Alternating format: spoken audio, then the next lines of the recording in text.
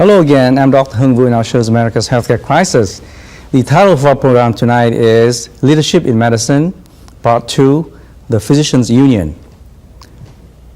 It is undeniable that our healthcare system is facing a major crisis at the present time.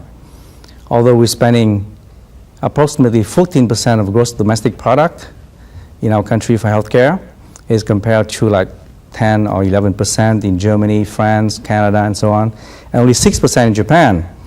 We do not have better results.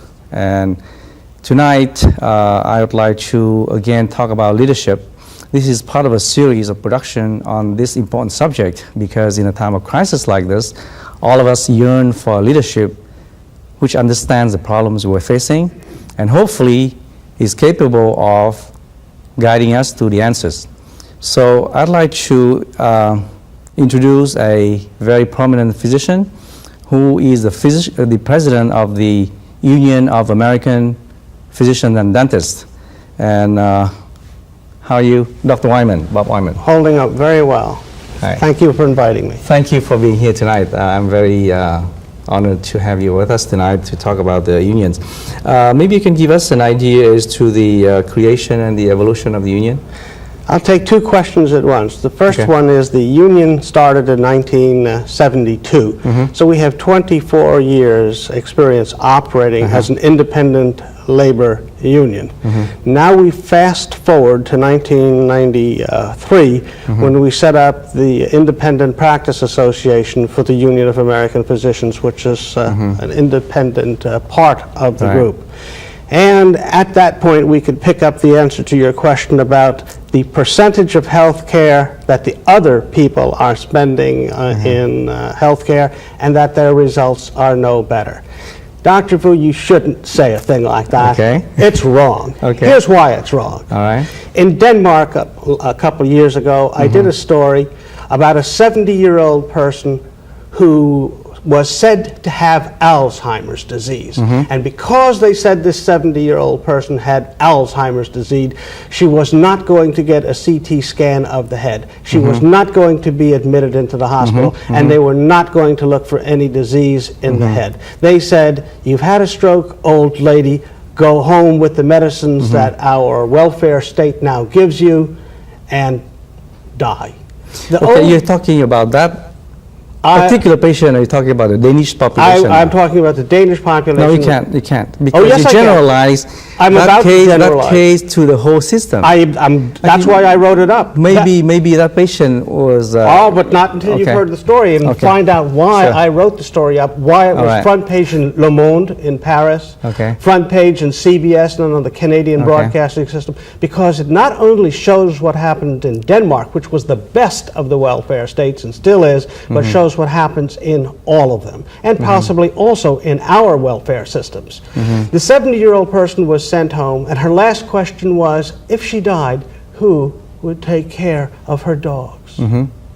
Luckily, her daughter, a physician, said, "I don't think this looks like Alzheimer's disease." And she fought tooth and nail against the bureaucracy and made them do a CT scan. The CT scan is a special test of visualization for members of your audience. That's better than X-ray. And in this case, it showed a blood clot on the brain, but not in it. That qualified the person for admission to the hospital. The person then had the blood clot, and by the next day was on the telephone calling up people that she knew all over the world, saying how a wonderful system had cured her Alzheimer's disease. Of course, what it had really cured was a blood clot on the brain. The reason this happened was because at the time in Denmark, nobody over 70 years old who was thought to have had a stroke or a dementing disease was going to be evaluated. So all the other 70-year-olds up until this case were denied access to hospitalization, denied CT scans, and denied the cure that this lady got, who went home and, by the way, is now in her 80s and taking care of her two dogs very well. The problem, Bob, is that sometimes we take a case out of the whole context and you make a big balloon out of it and you sensationalize it. And I don't think that's right either, because let me tell you why. There's one thing we do better than the other systems, and that is the availability of technology. Technology is more readily accessible to the American. That is one undeniable, okay? But on the other hand, at what cost? We pay 5 times more for the same MRI in our country as compared to Japan. Well, I'm not going to be dissuaded from this point. Okay. That was not a little case. That was the balloon. Every 70-year-old patient in Denmark was being denied access to this technology. Do you know how many patients are denied access to this technology in Denmark now because of this case, if they are 70 years old or older? Answer, none. This case caused a change in a major system, and it was thanks to the doctors for fighting for that change that had happened. Okay.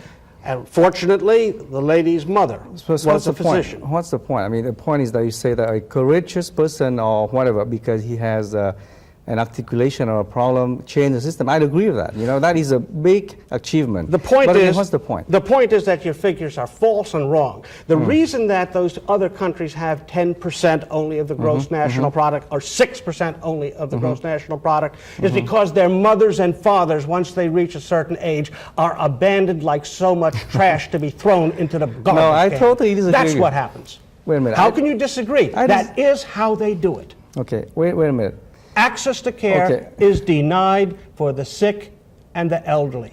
That's how you cut costs. You wrote in your own book about the rationing of care. It's in your own book. You either cut access or you ration. Mr. President, wait a minute. Right? I have my word here, okay? This is my show anyway. Okay, 39 million Americans don't have health insurance. Many more have difficulty to get access to care, okay? Can you have the same figure in Germany, France? Can you show me that as many people? Matter of fact, in one of the articles here I have here, the American physicians, let me read you this article, okay? You maybe can argue with this article. But when they interview different physicians from different countries, here, patients who have problem getting access to care, and there's an overwhelming number of American physicians who are concerned that their patients do not have adequate access to care compared to Germany and France. But that's and because Canada. they don't know as much about it as they should. Up until a couple of years ago, 100% of Danish citizens 70 you're years talking about old Denmark or older. again. Let's get away from Denmark. Let's talk about Germany. Let's go to Canada. Okay. If Canada is as good as you say, why am I invited there by the British Columbia Medical Association to help them unionize? Why is that? That's another different issue here. My understanding is that the administrative inefficiency in our country is enormous compared to Canada. The administrative average cost of administration of the system in Canada is about 10%. We're 24%. So as a result of that, the Canadian system provides much more care at less cost. It provides much less cost and much less care. You must remember it was only a few you're going to show me statistics? I'm going to show you statistics. Okay. I always bring a few statistics along because you will spring on me the statistics you've saved up for the purpose, and I will spring on you those that I have saved up for the purpose. But you do know that a couple of years ago in Toronto, the neurosurgeons had to go on to television in order to get one more MRI scanner in their city because they were being forced to operate on brain tumors without knowing exactly where in the head the brain tumors were. That's because this marvelous system that was only spending 10% on its costs had saved costs on medical care by simply not having the equipment to begin with and then not having the staff to run the equipment. Let me ask you one thing, okay? Your understanding of the, you know that we're spending $1 trillion, right? In medical care a year. How much of that goes to the physicians? Do you know? 18.5%. Okay. How much of that goes to the insurance company? Well, that varies a lot, but around 25. Okay. How much of that goes into like, diagnostic procedures like MRIs and things like that? The rest. Oh, I see how you're doing it. It depends how you break this up. Roughly, this statistic is best broken up like this. Yeah. About 80% of that money goes into other than the doctor. Right. About 18.5% Right. goes to Right. the doctor, Right. and the rest goes to everything else. Now, how you break up the rest of it is a matter of some conjecture. Some insurance companies and HMOs, for example, charge up to 25 to 30% of their total charges. Okay. To administration. Some, like Kaiser, do much better and have a much lower ratio. In all of the countries that you mentioned, the ratio is far less than in the insurance companies in this country. Okay. So if you want to point a finger, I wouldn't point it at the doctors who get 18.5% of the healthcare dollar. I would certainly point it out at the. I would certainly point at the insurance Okay, companies. wait a minute here. Your video that you produce for the union Yeah. says that we have to regain control. Yes. In that, you imply that we had control before, and we lost it, and Yeah. now we want trying to regain it, right? Yes. Whose fault that is that we lost it? Well, it's the American way of doing business. While medicine No, was we a had cottage- control, and how do we lose it? I'm gonna And whose fault that is? That is not a very hard thing for me to explain. Okay, sure. As when medicine was just a cottage industry, or just something that doctors did with patients, nobody was too interested. When my uncle was charging $4 for a house call, nobody was too interested. In 1957, Newsweek magazine, in the first of its many hypocritical articles since, wrote an article about the escalating costs of health care. Office visits were now costing $8 and so Okay. forth and so on. Right? Right. Okay. Did they mention anything else about other costs, beside the physician's fee? Yes. Because from 4 to 6, it's yes. not much of a difference. But he has to go It was a somewhere else. 25% raise at the time, and people did not have insurance and were paying for it out of pocket and just came out of World War II. Now, In that article, did they mention anything else that was yeah, responsible for escalating? they probably did, but I have You don't selective, remember, okay. selective deselection here. Okay. As the healthcare costs rose and became millions and millions, and then this trillion, the whole thing became fair game for the American entrepreneurial and financial system. While healthcare costs in the United States were something like $100 million total, the financiers were not interested in it. The entrepreneurs were not interested in it. But as it began to hit this $400, $500 million level, entrepreneurs and financiers said, wait a minute, why should we let those doctors have the control? We can run this like a financial empire and make them employees. We Okay. can turn this around and revolutionize medicine. One other thing that they needed in order to do this was to be able to collect data and information. And the computer chip did that for them. The will to do it and the financial and baronial entrepreneurism would not have been enough without the computer Okay, wait a chip. minute. You're blaming entrepreneurs now, okay? Wait a minute. Not if I am one. Well, I realize And that, but Americans you're are not that. answering my question here. We had control. I just told you how we lost it. We lost it. How did we lose it? We have 600,000 physicians in our country. All of them are very highly educated, had the power of God before, and we earn a lot of money. How come we lost the control? That's You what I'm never asking you. had- What leadership did we have? You and I and the rest of the physicians, all piddling 600,000 of them, never had control over any financial empires at all. What they had control of was their own practices. And Okay. while medicine Okay. was a conglomeration of practices, yours here, mine here, somebody else's there, while that was the picture of medicine, doctors had control. So we are divided. That's what I say. What happened is the financiers made HMOs, insurance companies made risk-benefit ratios, and they took over the finances. They didn't take over the medical part until last. The financing is what Let they me took ask you over. a very simple question, okay? We are the providers. We are the main players among the providers, okay? We should be able to define our product, right? Okay?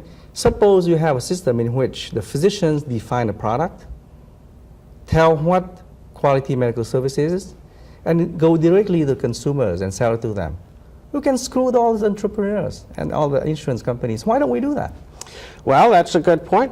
I think we should do more of that. We should do as much of it as is possible. But you know, and I know, that we see many advertisements on television now for various kinds of HMOs and managed healthcare plans saying such things as, your doctor loves you. Well, that's their tactic. Right? You're still not answering my question. That's how. We're supposed to have a leadership in medicine. You want to sell it to the people.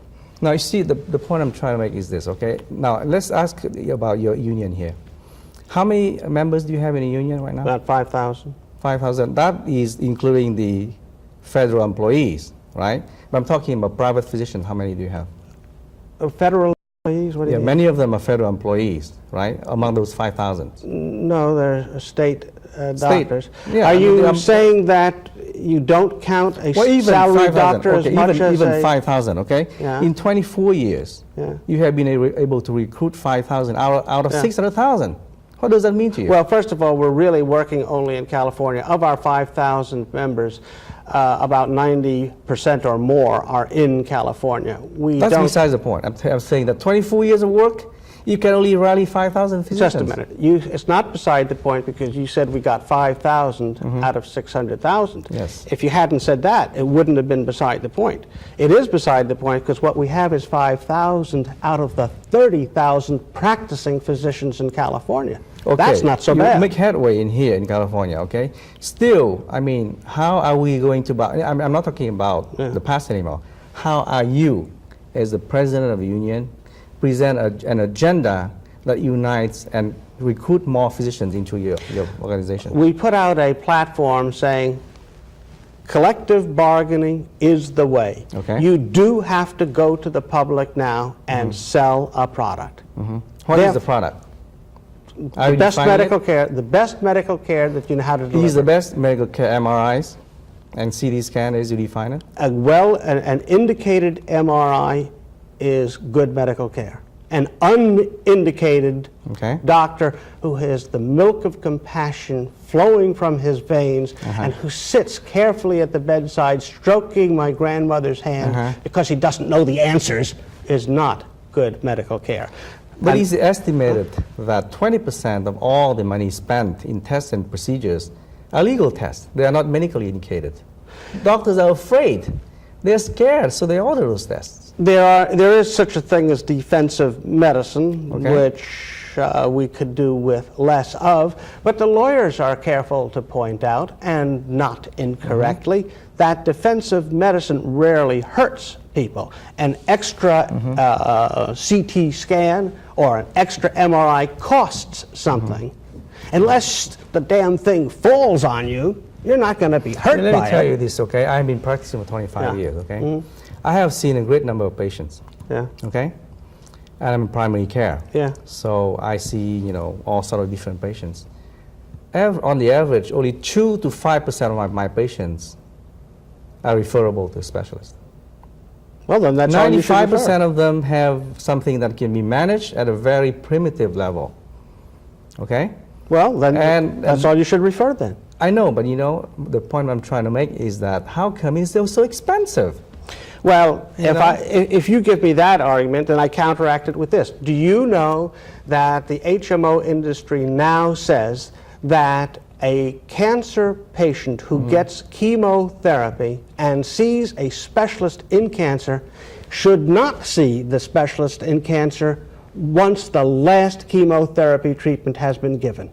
In other words, once the last complicated chemotherapy treatment has been given, that doctor should go back to his general practitioner and not see the specialist. On the other hand, so tell me what you think is better. Well, on the other hand, a lot of patients with cancers are not seeing doctors at all nowadays. They see holistic nurse practitioners because they say that cancer therapy doesn't work. They don't like it. They're spending an enormous amount, I think like maybe a couple of $1 billion something out of pocket to see holistic nurses because they say the doctors don't know how to treat them. That is the problem with our system, Bob. Well, is that we don't have answers for the patients. We don't even know what quality medical service is. We are failing. No. Well, you may be, I'm not.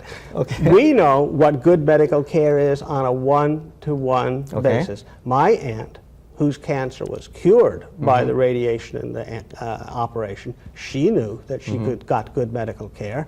Our problem in this country is that next to my aunt, someplace in that same city, was another lady of the same age with the same condition who probably didn't get to a doctor at all.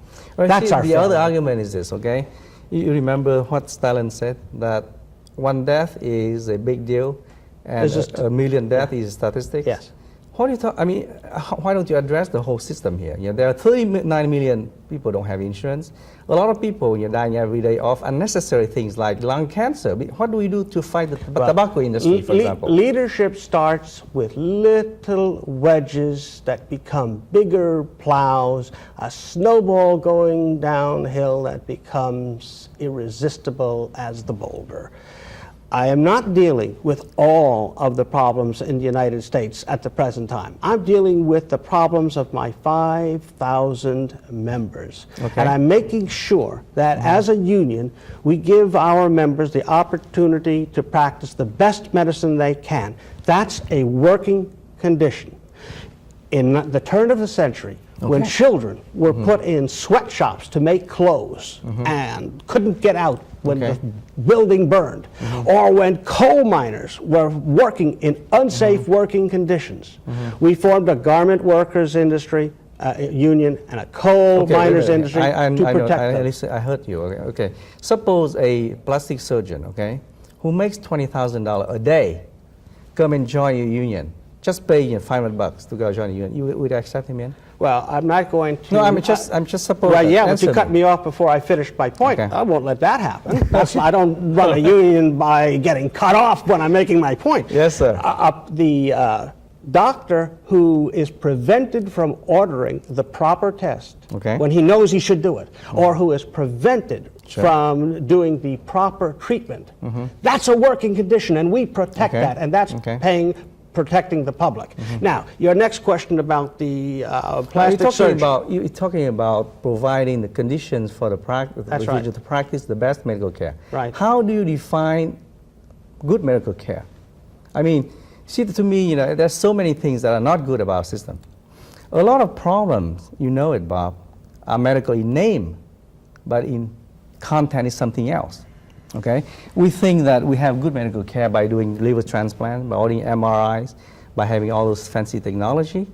But let's suppose, take the situation of the baseball star, Mickey Mantle. He got the best treatment in the world, right? And one week later, he died. So hundreds of thousands of dollars were wasted. Do you think that's good medical care?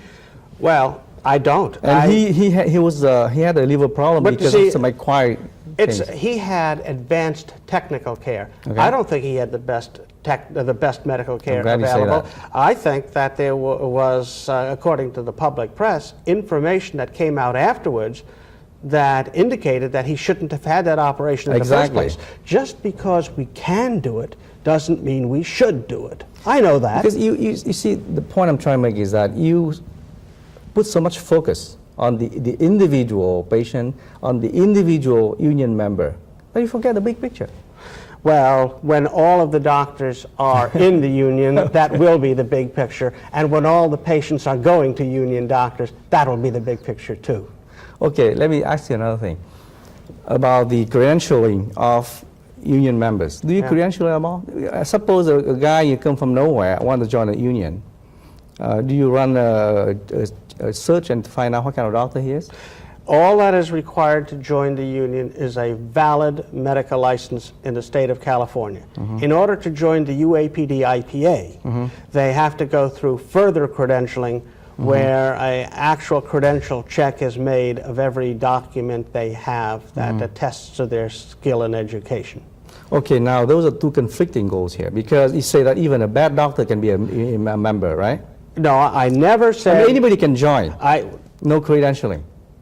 Let me ask you this. Can anybody born in the United States be a citizen, or only those who are good people?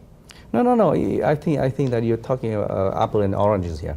I'm saying that, you have an organization that goes for quality care, that goes for the good condition for physicians, do you have any mechanism to find out what kind of doctors join anyway? You know, I mean, if the doctor is for himself and with a bad doctor, maybe you don't want him. Well, let's say he's for himself and he's a good doctor.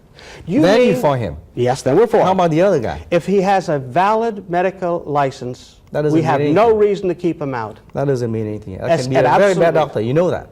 A lot of good doctors have troubles with the medical board, and some bad doctors don't. But you want to know what it takes to join the union. If you have a valid medical license in California, and a few $100. Well, the dues are $420 a year for any doctor who's listening. Okay, are we running out of time, folks? This is a very animated and interesting show here. How much time do you have? Do you have time for one more question for Dr. Weinmann? 1 more minute? Okay, that's kind of running short here. Anyway, this is really very interesting. You know, I wish you well. I mean, I wish everybody well. I don't know if we agree on things here. You know, I think that we disagree on a lot of things, and maybe there's a place. That's the beauty of our system. You know, we can disagree, but we can smile. We can be gentlemanly about it. I hope that you achieve your goals, and I hope I will achieve mine, and I hope that we can work together. You know, we need a better system. I think you're a staunch defender of the system, which is honorable. I am a staunch defender too, but a different angle. I think there's a lot of things wrong with our system that need to be addressed. Otherwise, we wouldn't have a crisis. Our union is going to help you personally achieve your own goals. Good. And my own goal is to better the whole system, not just one patient or two patients. We can help us. We ended up on the same side after all. Great. Thanks a lot, Bob. It's fun. It's been nice talking to you. This is Dr. Vu. Our show is America's Healthcare Crisis. I had the opportunity to interview the president of the Union of American Physicians and Dentists, and I hope you enjoy our show, and please tune in and watch our other productions in the future addressing the same issue, leadership in medicine. Thank you for watching. Good night. Do you love someone? Have you ever cared? Do you miss someone?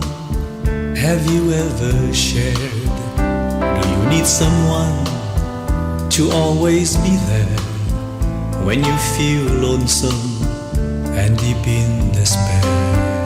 Do you need someone to dry up your tears? Do you need someone to always be near? Do you have someone to stay through the years? Let me be the one. Now that I am here, let me be the one to be there with you through the hail and snow, so our